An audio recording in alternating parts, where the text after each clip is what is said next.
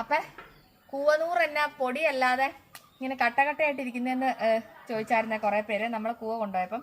അപ്പം നമ്മൾ ഈ കൂവനൂറ് അടിയിൽ അടിഞ്ഞു കഴിഞ്ഞേച്ച് നമ്മളിതെടുത്ത് ഉണക്കാൻ വെക്കൂലോ, ആ ഒരു സ്റ്റേജിലുള്ള സാധനം ഞാൻ കാണിച്ചു തരാം. ഇത് കണ്ടോ, അതുകൊണ്ടാണ് ഇതിങ്ങനെ കട്ടകട്ടയായിട്ടിരിക്കുന്നത്. ഇത് കണ്ടോ, ഇത് കണ്ടോ, ഇത് നമ്മൾ ഇങ്ങനെ ഇട്ടേച്ച് ഇത് കണ്ടോ ഇങ്ങനെയായിരിക്കുന്ന കൂവനൂറ്.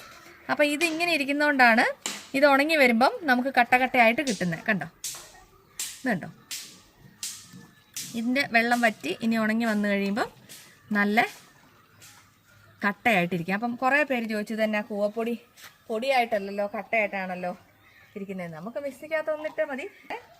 നന്നായിട്ട് ഉണങ്ങി കഴിയുമ്പം അങ്ങനെ വിണ്ട് ഇങ്ങനെ ഇരിക്കും. അതാണ് ആ ക്രിസ്റ്റലായിട്ടിരിക്കുന്നത് കേട്ടോ. അപ്പോൾ അത് ഇങ്ങനെ കുറച്ച് പേർക്ക് സംശയങ്ങളുണ്ടായിരുന്നു. അപ്പോൾ അതൊന്ന് കാണിക്കാൻ വേണ്ടി ഞാൻ വീഡിയോ എടുത്തേ ഉള്ളൂ. നമുക്കും ഇതിങ്ങനെ ഇട്ടേച്ച് ബാക്കി ഈ ട്രിപ്പ് ഉണങ്ങാൻ വെക്കാൻ വേണ്ടിയാണ്.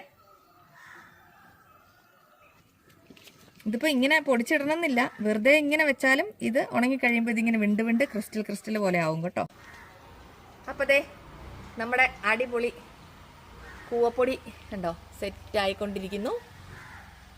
വേണ്ടവർ വാട്സപ്പ് ചെയ്തു കേട്ടോ. ഭയങ്കര കൂളിംഗ് ഉള്ള സാധനമാണ്. ഈ വേനൽക്കാലത്ത് എല്ലാ വീട്ടിലും ചെറിയൊരു ബോട്ടിലെങ്കിലും നിർബന്ധമായിട്ടും വേണം.